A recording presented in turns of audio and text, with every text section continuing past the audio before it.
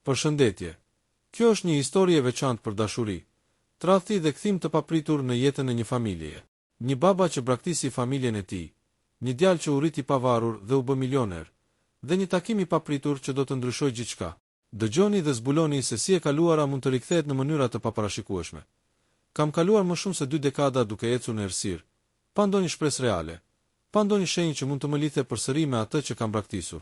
Kur u largova nga gruaja ime dhe djali i vogël, mendova se po kërkoja lirinë time, por nuk e kuptoja se liria që kërkoja do të më linte më të varfër se kurrë, jo materialisht, por shpirtërisht. Çdo vend që shkoja, çdo fytyrë që takoja, më kujtonte fytyrën e tij të vogël.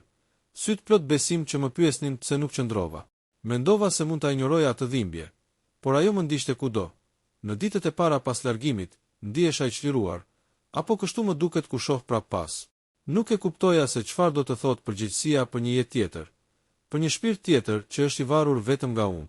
Gruaja ime, një grua e fortë që gjithmonë kishte sakrifikuar për ne, më kishte parë me shikim të ftohtë, plot zhgënjim, dhe unë e shmangja atë, duke u justifikuar vetes se po bëja të mirën për të gjithë. Por e vërteta ishte ndryshe, isha i friksuar nga përgjegjësia.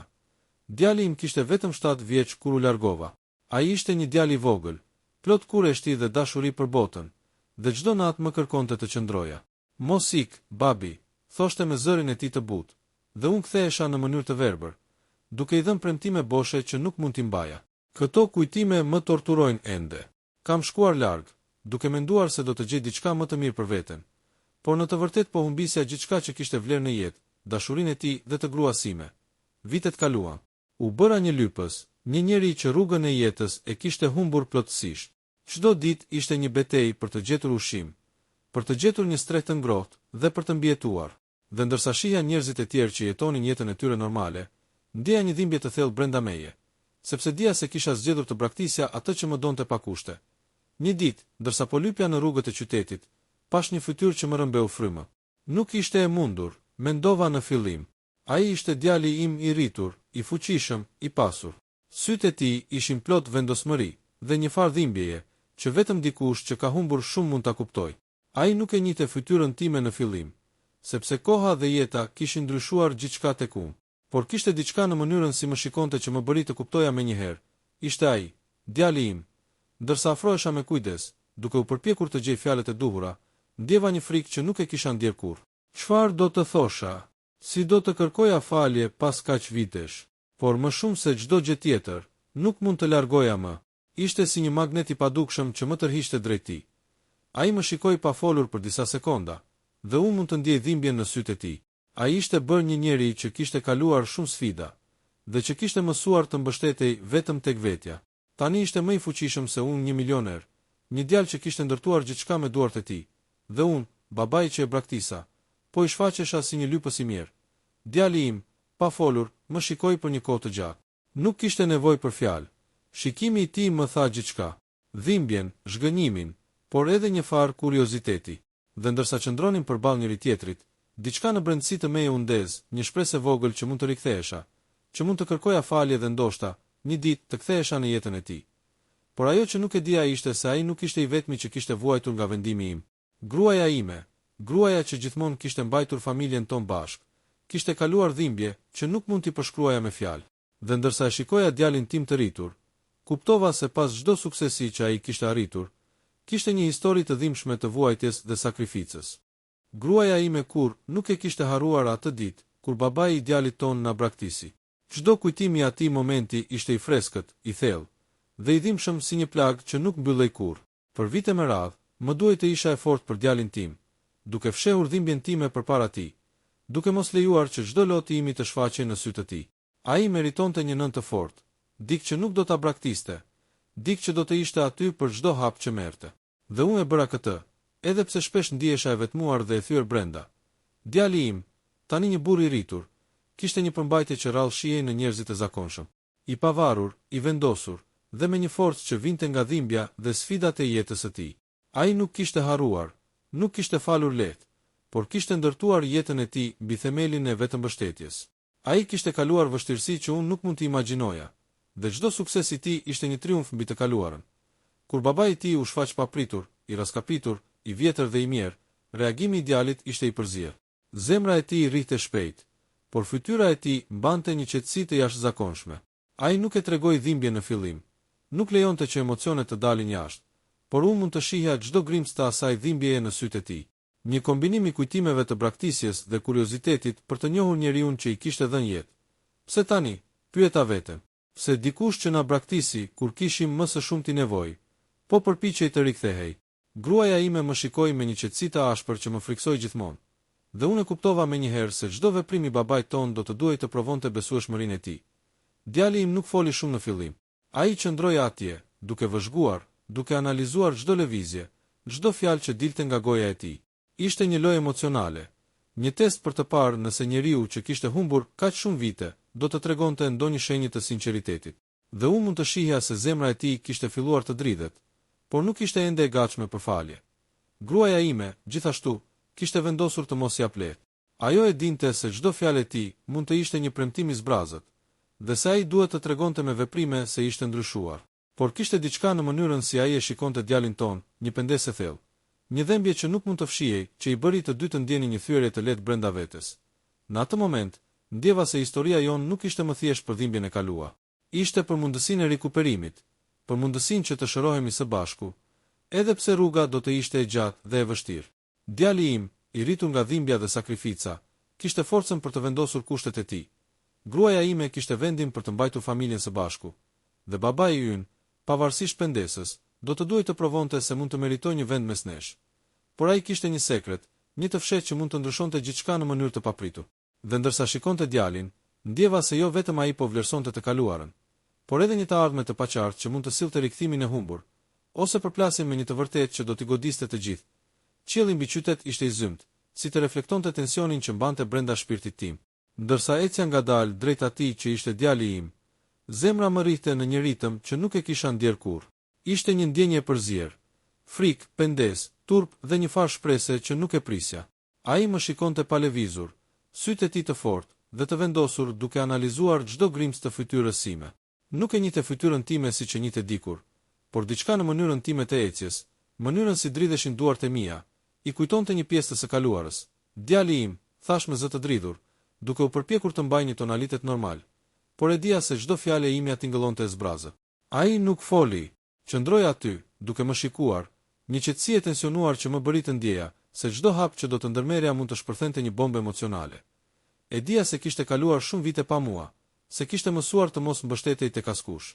Dhe ndërsa e shikoja fytyrën e tij të rritur, të vendosur dhe të fortë, ndjeva dhimbjen time të brendshme. Çdo linjë në fytyrën e tij tregonte për vuajtje që kishte kaluar, për të gjitha netët që kishte qarë pa një dorë për ta mbështetur, për të gjitha momentet kur kisha vendosur të ikja, duke e lënë vetëm. Ai foli për herë të parë, zëri i tij i thellë dhe i ftohtë. Pse u largove? Pse na braktise kur kishim më së shumti nevojë për ty? Fjalët e tij më goditën si rufe. Nuk ishte zemërim i verbër, por një pyetje e thjeshtë, e drejtë, e rëndë me dhimbje. Nuk kishte nevojë për justifikime. Çdo shpjegim do të dukej i pakuptimt, një përpjekje e kotë për të mbuluar gabimin e madh. Unë nuk di çfarë të them, thash, duke ndjer zërin tim të dridhur. Kam gabuar. Shumë. Nuk ka asnjë justifikim. Ishte e vështirë të thosha këto fjalë. Pendesa ime ishte e thellë, e dukshme në çdo veprim timin, dhe shikimi i tij nuk më linte asnjë rrugdalje. Ai më shikoi për një kohë të gjatë, heshtja duke u bërë më e rëndë se çdo fjalë. Mund të ndjeja çdo kujtim të kaluarës që fluturonte mes nesh, çdo moment të humbur, çdo ëndër të pamatur, çdo dhimbje që nuk u shpreh. Ndërsa qëndronin përballë njëri tjetrit, diçka brenda meje filloi të dridhej, një farë shprese se ndoshta, ndonse vonë, mund të kërkoja falje dhe të bëja diçka për të rikthyer pjesë të humbura të jetës së tij. Dëshiron diçka nga unë? Pyeta, zëri më i ulët se një shushurim. Ishte një pyetje e thjeshtë, por e rëndë me rëndësinë e saj. Ai nuk foli menjëherë. Sytë e tij ishin plot tension, duke kërkuar në fytyrën time ndonjë gjurmë të sinqeritetit. Pas disa sekondash, më tha, dua të di pse nuk më kishe nevojë. Pse na lëre vetëm? Lotët më ran pa kontroll. Nuk mund të kontrolloja emocionet e mia. Nuk e dija si të bëja gjën e duhur. Ishte frikë dhe budallallëk. Shumë budallallëk. Por tani, do të bëj gjithçka që të mundem për të riparuar gabimin tim. Ai eci pak më afër, duke ndjer tensionin dhe pendesën në zërin tim. Por nuk kishte lehtësim të menjëhershëm. Ai ishte një djalë i fortë, i ndërtuar nga dhimbja dhe sakrifica. Çdo veprimi im do të duhej të provonte se isha i ndryshuar, se nuk isha më njeriu që i kishte lënë vetëm 20 vjet më parë. Do të duhet kohë, tha ai. Jo fjalë, jo premtime. Do të duhet kohë që të tregosh se nuk e ardhur vetëm për interesin tënd. Sepse për ne, familja nuk është lojë. Ishte një paralajmërim i qartë, një rregull që duhej ndjekur për të fituar rikthimin në jetën e tij. Gruaja ime, që deri atëherë kishte qëndruar pak mbrapa, u afrua dhe më shikoi me një kombinim të ashpërsisë dhe kujdesit. Ne kemi vuajtur shumë pa ty, tha ajo. Djali ynë ka mësuar të mbështetet vetëm tek vetja. Nëse do të jesh pjesë e jetës tonë, duhet të tregosh me veprime, jo me fjalë. Isha i tronditur nga fuqia e saj, nga vendosmëria dhe drejtësia që mbante në çdo fjalë. E kuptova menjëherë se gjithçka që do të bëja nga kjo pikë, do të ishte provë për të rikthyer besimin e humbur. Dhe ndërsa e shikoja të dy, gruan dhe djalin, ndjeva një ngrohtësi të vogël brenda shpirtit tim. Një shenjë se mund të ekzistonte një rrugdalje nga errësira ku kisha jetuar për kaq shumë vite. Ai bëri një hap mbrapa dhe më shikoi përsëri. Kjo nuk është fundi. Do të shohim nëse mund të na kthehesh në jetë. Fjalët e tij ishin të thjeshta, por të mbushura me peshën e të kaluarës dhe shpresën e së ardhmes. Në atë çast, kuptova se çdo hap që do të ndërmerrja nga ky moment, çdo veprim dhe vendim, do të ishte për të rikthyer atë që kisha humbur përgjithmonë. Dhe ndërsa ndihesha i vogël para madhështisë së atyre që kisha lënë pas, ndjeva një farë guximin që nuk e kisha ndjer kur isha larguar 20 vjet më parë. Ditët pas takimit të papritur kaluan në një heshtje të ngarkuar. Babai, i penduar dhe i dobësuar nga jeta e tij e errët, përpiqej të gjente një mënyrë për të shëruar plagët që kishte shkaktuar. Por gruaja ime dhe djali im nuk ishin të lehtë për t'u bindur. Çdo hap i tij, çdo fjalë thënë, do të peshohej dhe do të shqyrtohej me kujdes. Ai përpiqej të afronte kontaktin me djalin, duke ndërtuar një marrëdhënie të ngadaltë dhe të brisht, por shpesh haste në mure të padukshme të distancës dhe mosbesimit. Djali, tani një burr i pjekur dhe i fortë, nuk mund të harronte vuajtjet që kishte kaluar. Çdo kujtim i braktisjes ishte si një plagë e hapur që nuk shërohej me shpejtësi. Ai ndjeu brenda tij një tension të çuditshëm, një dëshirë për të kuptuar babain, por edhe një frikë të thellë nga një zhgënim i mundshëm. Gruaja ime, gruaja që kishte mbajtur familjen tonë bashkë për kaq shumë vite, ishte gjithashtu vigjilente. Ajo i vështronte lëvizjet e babait me sy kritik, duke kërkuar ndonjë shenjë të sinqeritetit të tij, dhe nuk lejonte asnjë gabim të kalonte pa u vërejtur. Ajo e dinte se çdo veprim i tij do të vendoste nëse do të rikthehej në jetën tonë, apo do të qëndronte një i huaj i jashtëm, i panjohur. Por ndërsa babai përpiqej të afrohej, ai nuk mund të shmangte një sekret që kishte fshehur gjatë gjithë këtyre viteve. Një pjesë e së kaluarës së tij, një e vërtetë e errët që mund të rrëzonte gjithçka nëse do të zbulohej. Ai e dinte se përveç pendesës dhe kërkesës për falje, ekzistonte edhe një pengesë që mund të shkaktonte një përplasje të dhimbshme. Djali e ndjeu menjëherë një farë tensioni të pazakont në sjelljen e babait. Diçka nuk ishte e thjeshtë, diçka që nuk e kishte treguar në takimin e parë. Ai filloi të pyes brenda vetes, duke ndjer instinktin e të rriturit të pavarur, duke kuptuar se çdo afrim i babait nuk ishte i pastër. Por pavarësisht kësaj, ai ndjeu një farë ngrohtësie të vogël brenda zemrës, një shenjë se ndoshta mund të ekzistonte një mundësi për një fillim të ri. Një ditë, ndërsa ndodhej në shtëpinë tonë të ngrohtë, një përplasje e parë reale shpërtheu. Djali kishte gjetur një dokument të fshehur, një gjë që tregonte se babai kishte pasur marrëdhënie të dyshimta gjatë largimit të tij. Zemra e djalit u ngrit me një ndjenjë tradhtie dhe hakmarrjeje. Ai e përballoi babain, zëri i tij ngurtë dhe i ftohtë. Si mund të na thuash tani se pendohesh, kur ke fshehur kaq shumë gjëra gjatë gjithë këtyre viteve? Pyeti ai, duke shprehur dhimbjen dhe zemërimin që kishte mbajtur brenda gjithë këto vite. Babai u ndjej zhytur në turp dhe pendes, por nuk mund të mohonte asgjë. Ai e pranoi gjithçka me zërin e dridhur, duke i treguar djalit të vërtetën për sekretin që kishte fshehur. Ai shpjegoi arsyet e veprimeve të tij, të paqarta për të, por të rëndësishme për të kuptuar kontekstin e jetës së tij të humbur. Gruaja ime qëndroi pranë djalit, duke mbajtur një ekuilibër të ngrohtësisë dhe vendosmërisë. Ajo dëgjoi të gjithë historinë, dhe ndërsa dhimbja e kaluar po rigjenerohej në zemrat tona, një farë lidhje e re filloi të shfaqej, një lidhje e brisht, por reale që mund të riparonte plagët e së kaluarës. Djali, pas dëgjimit të gjithë të vërtetës, ndjeu një konflikt të brendshëm. Zemra e tij ishte ende e vrarë nga braktisja, por një pjesë e tij filloi të kuptonte se pendesa e babait ishte e vërtetë. Ai nuk ishte gati të falte menjëherë, por një farë drite në fund të tunelit filloi të shfaqej.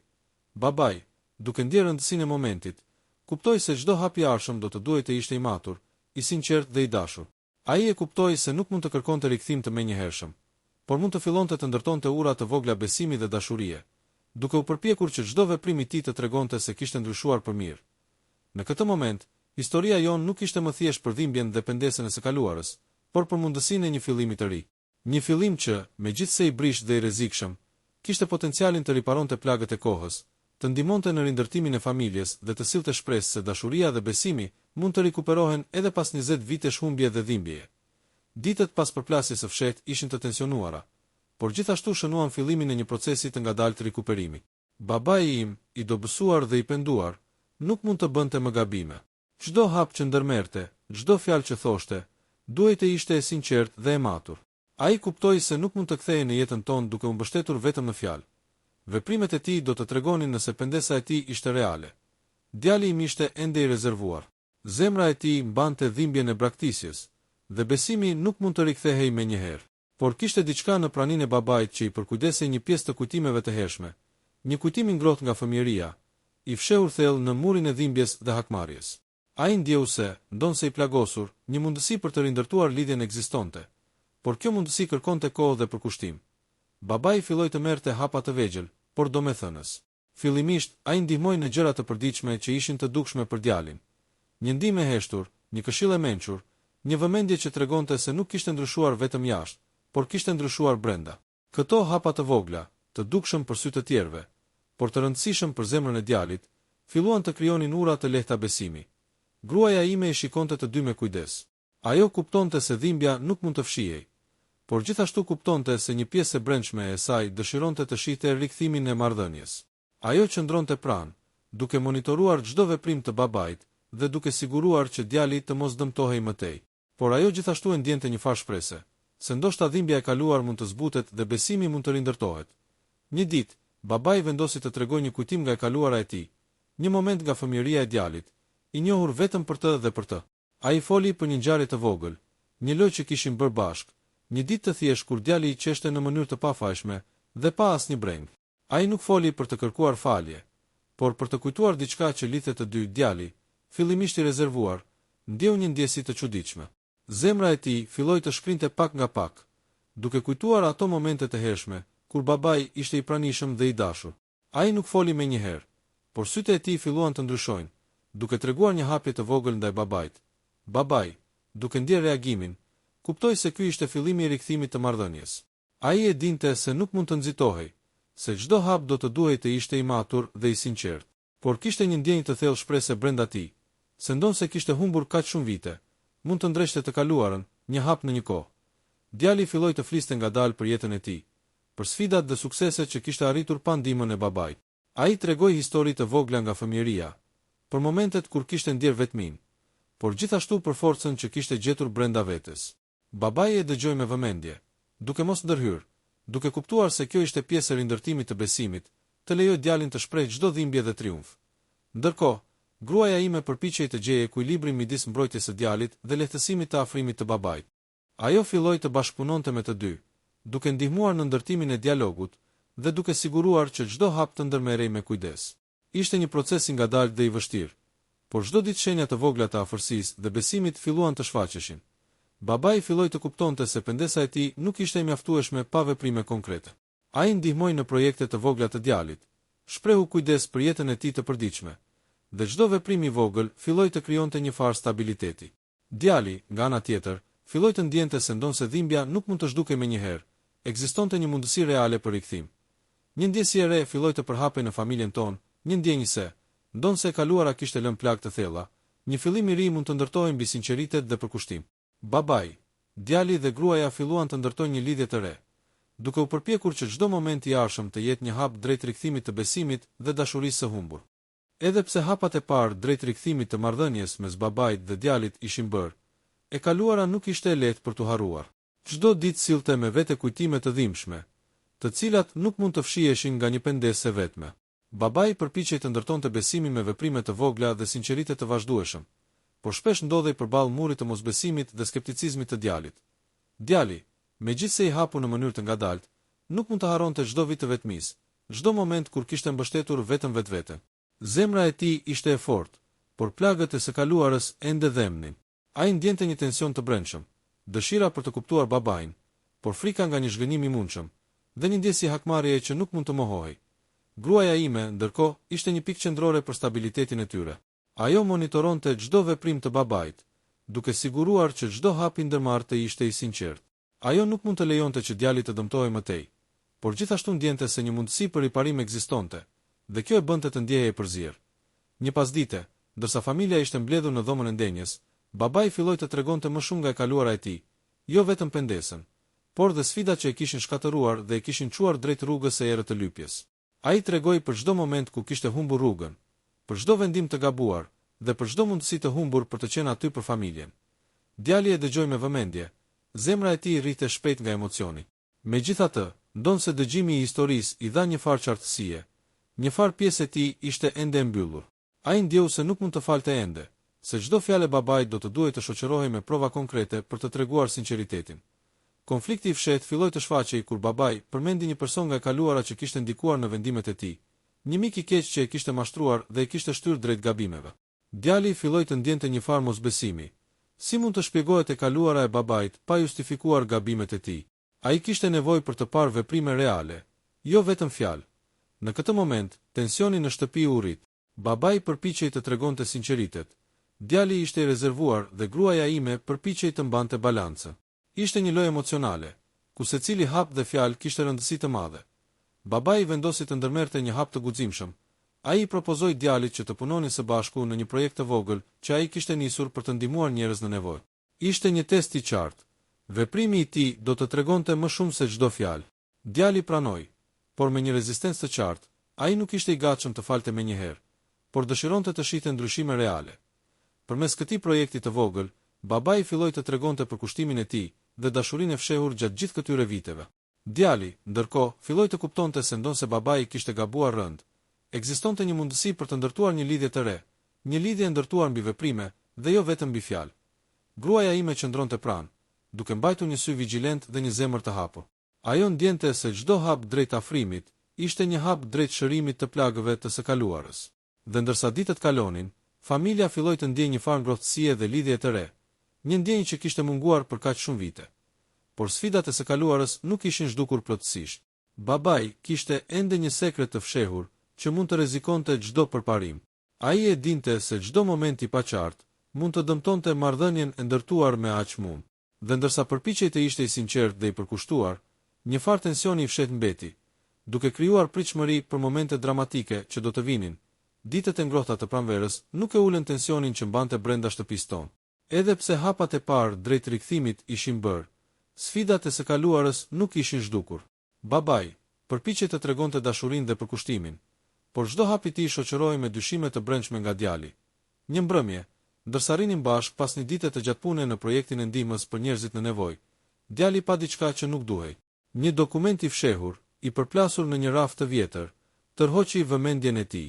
Pa dashur, ai e mori dhe e lexoi. Zemra e dridhej, sepse zbulimi ishte i rëndë. Babai kishte fshehur një pjesë të së kaluarës që mund të rrëzonte gjithçka, një vendim i gabuar, një veprim që kishte ndikuar jo vetëm në familjen tonë, por edhe në jetën e të tjerëve. Kur djali e përballoi babain, tensioni shpërtheu menjëherë. Pse nuk na tregove këtë më parë? Pyeti ai, zëri i tij i ngurtë dhe i ftohtë. Si mund të thuash se ke ndryshuar kur fsheh gjëra kaq të rëndësishme? Babai u ndjej i mposhtur dhe i tronditur. Ai nuk kishte pritur që zbulimi të ndodhte kaq shpejt. Lotët i mbushën syt, dhe zëri i tij dridhej ndërsa përpiqej të shpjegonte. Unë nuk e fsheha për të lënduar. Ishte një gabim që nuk e dija si ta përballoja. Por tani, dua të tregoj gjithçka, çdo të vërtet, pa fshehur asgjë. Gruaja ime qëndroi pranë djalit, duke i dhënë mbështetje, por gjithashtu duke inkurajuar babain që të tregonte sinqeritetin e plot. Ajo dinte se vetëm përmes të vërtetës mund të rindërtohej çdo gjë. Djali, megjithatë, ndjeu zemrën e tij të tensionuar. Për shumë vite kishte mbajtur dhimbjen dhe vetminë e braktisjes, dhe tani një tjetër shenjë fshehtësisë rrezikonte të zhdukte çdo hap përpara që kishin bërë. Ai e dëgjoi babain me kujdes, duke ndier një përzierje emocionesh, pendes, zemërim, por edhe një farë ngrohtësie të vogël që nuk mund ta mohoj. Babai tregoi çdo detaj, çdo vendim të gabuar, çdo ndikim të jashtëm që e kishte shtyrë drejt rrugës së errët. Ai pranoi përgjegjësinë dhe premtoi se çdo hap i arshëm do të ishte i ndershëm dhe i hapur. Por djali nuk ishte ende i gatshëm të falte. Zemra e tij ishte ende e plagosur, dhe besimi nuk mund të rikthehej brenda një nate. Gjatë ditëve që pasuan, tensioni u përhap në shtëpi. Çdo fjalë, çdo veprim, çdo hap i babait shqyrtohej me kujdes. Por në të njëjtën kohë, filloi një proces i ngadaltë shërimi. Djali filloi të kuptojë se pendesa e babait ishte e sinqertë, dhe se çdo hap drejt veprimeve të drejta tregonte për kushtimin e tij të vërtetë. Gruaja ime vazhdoi të mbante ekuilibrin, duke i dhënë hapësirë të dyve për të komunikuar dhe për të ndërtuar një marrëdhënie të re. Ajo dinte se sfida më e madhe ishte të lejonin dhimbjen e së kaluarës të transformohej në një mësim dhe jo në pengesë. Në fund, pas disa javësh të tensionuara dhe të ndikuara nga zbulimi i fshehtësisë, një moment i vogël i faljes u shfaq. Djali, megjithse ende me kujdes dhe rezervë, pranoi të fliste hapur për ndjenjat e tij, duke treguar një hap të vogël drejt rikthimit të besimit. Babai ndjeu një lehtësim të brendshëm. Ai kuptoi se çdo veprim dhe fjalë e sinqertë ishte çelësi për të rindërtuar marrëdhënien. Një ndjenjë e re shpresë filloi të përhapet brenda familjes, një ndjesi se, ndonse sfidat ishin të mëdha dhe e kaluara kishte plagë të thella, një fillim i ri ishte i mundur. Pas krizës së fshehtësive, shtëpia jon ishte mbushur me një heshtje të veçantë. Ishte një heshtje që nuk ishte thjesht mungesë zëri, por një pritje ndërlikuar. Secili prej nesh përpiqej të kuptonte hapësirën dhe limitet e tjetrit, duke u përpjekur të ndërtonte një urë mbi plagët e së kaluarës. Babai filloi të tregonte kujdes të vërtet në gjeste të vogla, të cilat shpesh nuk shihesin nga të tjerët, por ishin të rëndësishme për ndjenjat e djalit. Ai i linte mesazhe të thjeshta për të ditur se mendonte për të, kujdesej për nevojat e tij dhe përpiqej të shfaqte një angazhim të qëndrueshëm, pa pretendime. Djali, nga ana tjetër, ndjeu ngadalë se zemra e tij po ndryshonte. Ai filloi të vlerësonte përpjekjet e babait, duke i dalluar ato nga fjalët e zbrasta që kishte dëgjuar dikur. Çdo gjest i vogël, çdo vëmendje e sinqertë, i tregonte se babai kishte ndryshuar, dhe kjo ngjalli një ndjenjë të re shprese brenda tij. Gruaja ime, që për shumë vite kishte qenë mbështetja dhe ura mes nesh, përpiqej të ruante ekuilibrin dhe të inkurajonte afërsinë. Ajo inkurajonte të dy të flisnin hapur për ndjenjat dhe frikrat e tyre, duke krijuar një hapësirë të sigurt ku dashuria e vjetër mund të rifillonte të lulëzonte. Një pasdite, babai dhe djali u ulën bashkë në oborrin e shtëpisë, duke pirë një çaj të ngrohtë. Një heshtje e butë u përhap mes tyre, por nuk ishte e sikletshme. Ishte një heshtje që fliste për praninë, për pranimin dhe për një fillim të ri. Babai i tregoi një kujtim nga fëmijëria e djalit, një ditë të bukur kur ai kishte rënë dhe babai e kishte ndihmuar të ngrihej. Ishte një kujtim i vogël, por i mbushur me emocion dhe dashuri të vërtetë. Djali u shtrëngua pak, duke ndjen ngrohtësinë dhe për kujdesin që kishte humbur për kaq vite. Ai e kuptoi se pendesa e babait nuk ishte vetëm fjalë, por një përpjekje e sinqertë për të ndrequr të kaluarën. Një ndjenjë e re filloi të lulëzonte brenda tij, një kombinim i shpresës dhe dashurisë së mbetur, e cila po gjente rrugën drejt dritës pas errësirës së gjatë. Babai ndjeu se çdo përpjekje e tij po shpërblehej ngadalë. Ai e kuptoi se çdo hap i vogël kishte rëndësi, dhe se durimi ishte çelësi për të fituar rikthimin e plotë të marrëdhënies. Ai nuk kërkonte falje të menjëhershme, por kishte vendosur të jetë aty për çdo hap që djali kishte nevojë. Gjatë javëve të mëposhtme, afërsia mes tyre u rrit ngadalë. Ata ndanin biseda të thjeshta, herë qeshje të lehta, dhe ndonjëherë heshtje të ngrohta që flisnin më shumë se çdo fjalë. Çdo ditë që kalonte, marrëdhënia e tyre bëhej më e fortë, më e ndjeshme dhe më e bazuar mbi besim dhe respekt. Gruaja ime ndihej e qetë, por gjithashtu e emocionuar nga shenja e rikthimit. Ajo dinte se sfidat e së kaluarës nuk ishin zhdukur plotësisht, por çdo hap drejt afërsisë ishte një fitore e madhe. Një ndjenjë e re shprese përshkoi familjen tonë, se, ndonse koha kishte kaluar dhe plagët ishin të thella, dashuria dhe besimi mund të rindërtoheshin. Në atë moment, çdo tension dhe dhimbje e kaluar filloi të bëhej më e lehtë për t'u përballuar. Një ndjenjë qetësisë dhe përkushtimit të ndërsjellur përhap, duke treguar se, ndonse rruga ishte gjatë dhe e vështirë, familja kishte filluar të rimarrë atë që kishte humbur për kaq shumë vite. Pas javëve të ngrohta të afërsisë dhe fillimit të rikthimit të besimit, një sfidë e re filloi të ndodhte. E kaluara nuk kishte ikur plotësisht, dhe çdo gjest i babait tani analizohej me kujdes nga djali. Ai, ndonse kishte filluar të besonte ngadalë, ishte i vetëdijshëm se çdo hap i gabuar mund të rrëzonte gjithë atë që ishin duke ndërtuar. Një ditë, babai mori një lajm të papritur nga e kaluara e tij, një person që kishte ndikuar në vendimet e tij të dikushme dhe që kishte pasoja të mëdha për familjen tonë. Ky person kërkonte një shërbim të babait dhe kërkonte të përfitonte nga influenca e tij të rikuperuar në jetën tonë. Babai u ndiej ndar, të ndihmonte dhe të tregonte vlerën e tij të rinovuar, apo të qëndronte larg për të mbrojtur djalin dhe gruan. Djali i ndjeri intuitivisht për tensionin e pyeti direkt, çfarë po ndodh? Pse dukesh i shqetësuar, zëri i tij ishte serioz dhe i ngurtë, një kujtesë se besimi ishte ende i brisht. Babai nuk mundi të fshehte asgjë, dhe vendosi të tregonte të gjithë të vërtetën. Kur zbulimi i situatës u bë i plot, djali ndjeu një përzierje emocionesh, zemërim për rrezikun që e kaluara po sillte në jetën e tyre, por edhe një ndjenjë respekti për transparencën e babait. Ai kuptoi se sfidat e vërteta nuk ishin vetëm të kaluarat e dhimbshme, por dhe provat që jetët e tyre të bashkuara do të duhej të përballonin. Gruaja ime qëndronte pranë djalit, duke mbajtur një sy vigjilent, por duke i dhënë hapësirë babait që të tregonte sinqeritetin dhe vendosmërinë e tij. Ajo e dinte se kjo sfidë do të ishte prova më e madhe për kushtimin e tij, dhe do të tregonte nëse marrëdhënia mund të mbjetonte. Babai vendosi të vepronte me guxim. Ai e përballoi personin e së kaluarës me vendosmëri, duke mos lejuar që interesat e jashtme të dëmtonin familjen. Ai tregoi se tani, pas 20 vitesh, prioriteti i tij ishte vetëm mirëqenia dhe lumturia e djalit dhe e gruas. Djali e vështronte çdo hap, çdo vendim. Zemra e tij ishte ende ndarë midis mosbesimit dhe besimit, por veprimet e babait filluan të flisnin më shumë se fjalët. Ai kuptoi se sinqeriteti i babait nuk ishte vetëm një dëshirë për të rikuperuar kohën e humbur, por një përkushtim i vërtet që çdo veprim të tij të kishte kuptim dhe ndikim të pastër. Në përplasjen e fundit, babai bëri një zgjedhje të vështirë. Të hiqte dorë nga çdo përfitim që mund të vinte nga e kaluara dhe të mbante vetëm atë që kishte tani, familjen dhe dashurinë e saj. Ky akt guximi dhe përkushtimi për djali dhe gruan u bë një pikë kthese. Djali, për herë të parë pas shumë vitesh, ndjeu se zemra e tij po ndodhte në një transformim të thellë. Kur nata ra mbi shtëpinë tonë, një ndjenjë e re qetësie mbushi ambientin. Nuk kishte më fshehtësi, nuk kishte më rrezik të jashtëm që mund të destabilizonte atë që ishte ndërtuar me kujdes. Çdo tension, çdo shqetësim ishte përballuar, dhe marrëdhënia kishte kaluar provën më të vështirë të jetës.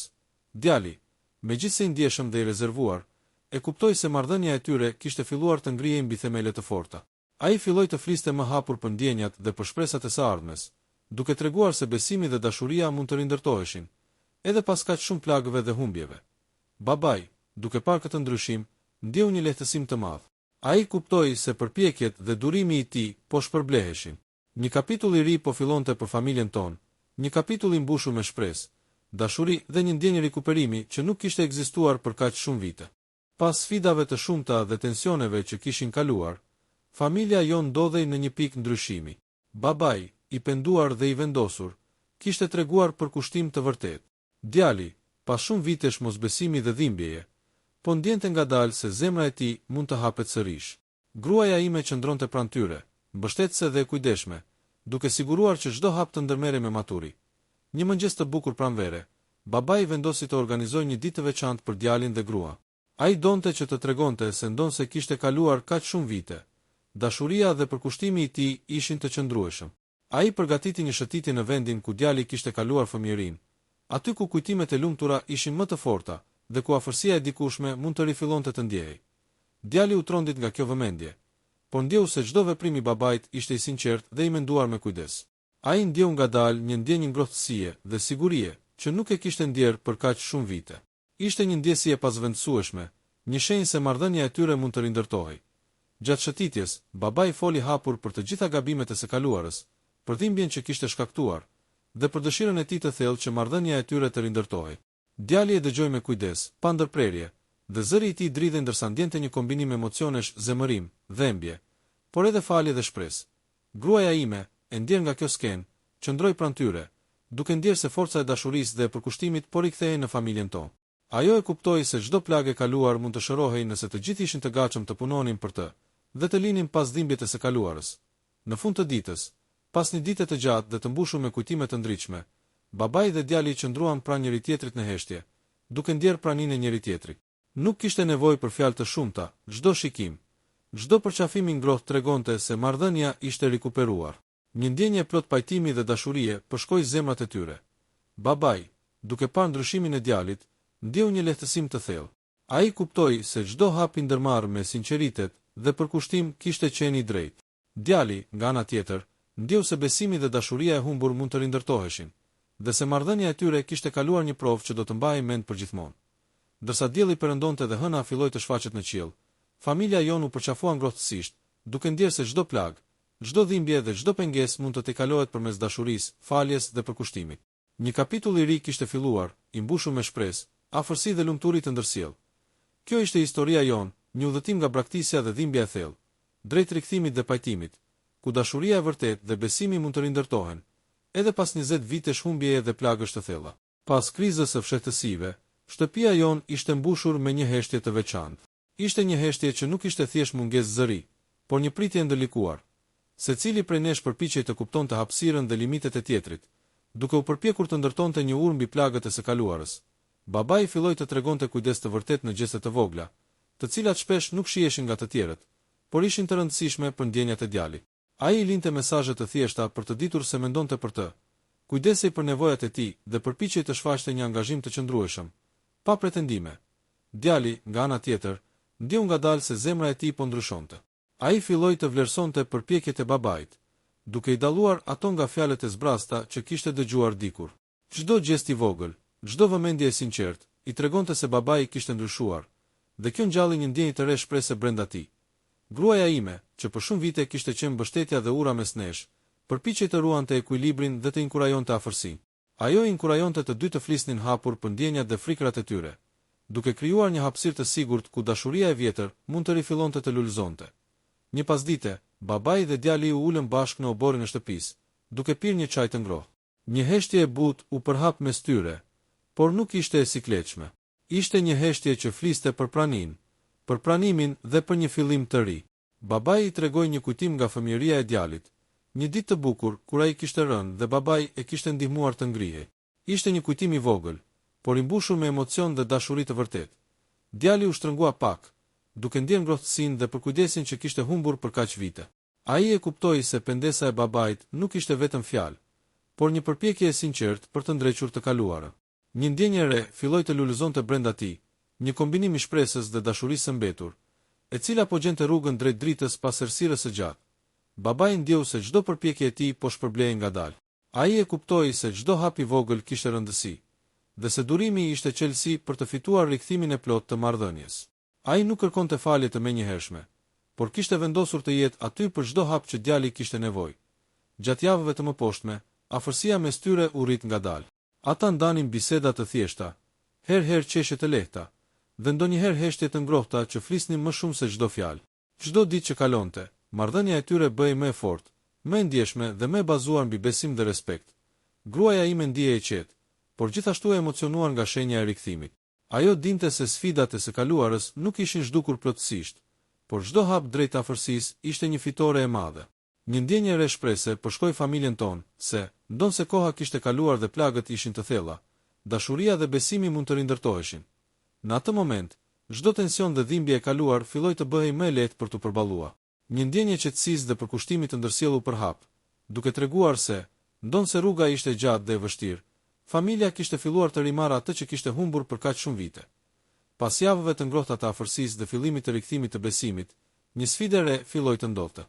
E kaluara nuk kishte ikur plotësisht, dhe çdo gjest i babait tani analizohej me kujdes nga djali.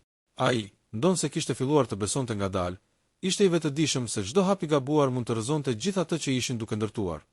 Një ditë, babai mori një lajm të papritur nga e kaluara e tij, një person që kishte ndikuar në vendimet e tij të dikushme dhe që kishte pasoja të mëdha për familjen tonë. Ky person kërkonte një shërbim të babait dhe kërkonte të përfitonte nga influenca e tij të rikuperuar në jetën tonë. Babai u ndiej ndar, të ndihmonte dhe të tregonte vlerën e tij të rinovuar, apo të qëndronte larg për të mbrojtur djalin dhe gruan. Djali i ndjeri intuitivisht për tensionin e pyeti direkt, çfarë po ndodh? Pse dukesh i shqetësuar? Zëri i tij ishte serioz dhe i ngurtë, një kujtesë se besimi ishte ende i brisht. Babai nuk mundi të fshehte asgjë, dhe vendosi të tregonte të gjithë të vërtetën. Kur zbulimi i situatës u bë i plot, djali ndjeu një përzierje emocionesh, zemërim për rrezikun që e kaluara po sillte në jetën e tyre, por edhe një ndjenjë respekti për transparencën e babait. Ai kuptoi se sfidat e vërteta nuk ishin vetëm të kaluarat e dhimbshme, por dhe provat që jetët e tyre të bashkuara do të duhej të përballonin. Gruaja ime qëndronte pranë djalit, duke mbajtur një sy vigjilent, por duke i dhënë hapësirë babait që të tregonte sinqeritetin dhe vendosmërinë e tij. Ajo e dinte se kjo sfidë do të ishte prova më e madhe për kushtimit të tij, dhe do të tregonte nëse marrëdhënia mund të mbjetonte. Babai vendosi të vepronte me guxim. Ai e përballoi personin e së kaluarës me vendosmëri, duke mos lejuar që interesat e jashtme të dëmtonin familjen. Ai tregoi se tani, Pas 20 vitesh, prioriteti i tij ishte vetëm mirëqenia dhe lumturia e djalit dhe e gruas. Djali e vështronte çdo hap, çdo vendim. Zemra e tij ishte ende ndarë midis mosbesimit dhe besimit, por veprimet e babait filluan të flisnin më shumë se fjalët. Ai kuptoi se sinqeriteti i babait nuk ishte vetëm një dëshirë për të rikuperuar kohën e humbur, por një përkushtim i vërtet që çdo veprim të tij të kishte kuptim dhe ndikim të pastër. Në përplasjen e fundit, babai bëri një zgjedhje të vështirë. Të hiqte dorë nga çdo përfitim që mund të vinte nga e kaluara dhe të mbante vetëm atë që kishte tani, familjen dhe dashurinë e saj. Ky akt guximi dhe përkushtimi për djali dhe gruan u bë një pikë kthese. Djali, për herë të parë pas shumë vitesh, ndjeu se zemra e tij po ndodhte në një transformim të thellë. Kur nata ra mbi shtëpinë tonë, një ndjenjë e re qetësie mbushi ambientin. Nuk kishte më fshehtësi, nuk kishte më rrezik të jashtëm që mund të destabilizonte atë që ishte ndërtuar me kujdes. Çdo tension, çdo shqetësim ishte përballuar dhe marrëdhënia kishte kaluar provën më të vështirë të jetës. Djali, megjithse i ndjeshëm dhe i rezervuar, e kuptoi se marrëdhënia e tyre kishte filluar të ngrihej mbi themele të forta. Ai filloi të fliste më hapur për ndjenjat dhe për shpresat e së ardhmes, duke treguar se besimi dhe dashuria mund të rindërtoheshin, edhe pas kaq shumë plagëve dhe humbjeve. Babai, duke parë këtë ndryshim, ndjeu një lehtësim të madh. Ai kuptoi se përpjekjet dhe durimi i tij po shpërbleheshin. Një kapitull i ri po fillonte për familjen tonë, një kapitull i mbushur me shpresë, dashuri dhe një ndjenjë rikuperimi që nuk kishte ekzistuar për kaq shumë vite.